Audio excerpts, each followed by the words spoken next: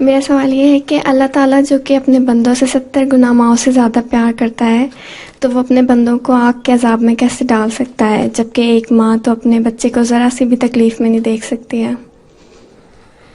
اپنے بندوں سے کرتا ہے نا، جی تو اللہ نے بندوں کی نشانی کیا بتائی ہے؟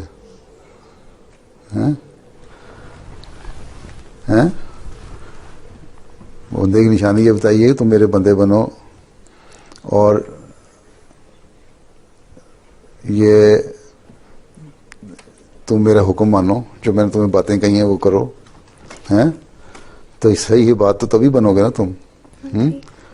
اور اللہ تعالیٰ نے کہا نہیں تو پھر سزا بھی ملے گی. وہ تو اس گناہ کی سزا ہے جو وہ کر رہے ہیں گناہ. اب تم ایک شخص کو بلا وجہ قتل کر دو، اپنی ساتھ بیٹھی لڑکی کو، اور تم کہو کہ اللہ تعالیٰ مجھے بڑا مہربان ہے، معاف کر دے گا. ٹھیک ہے، مہربان ہے، اللہ تعالیٰ معاف کر دیتا ہے، لیکن ظاہر ہے وہ سزا تو ملے گی نا. لیکن اللہ کی مہربانی یہ ہے کہ انسان بہت گناہ کرتا ہے، ایک ساری عمر زندگی میں گناہ کرتا رہتا ہے انسان.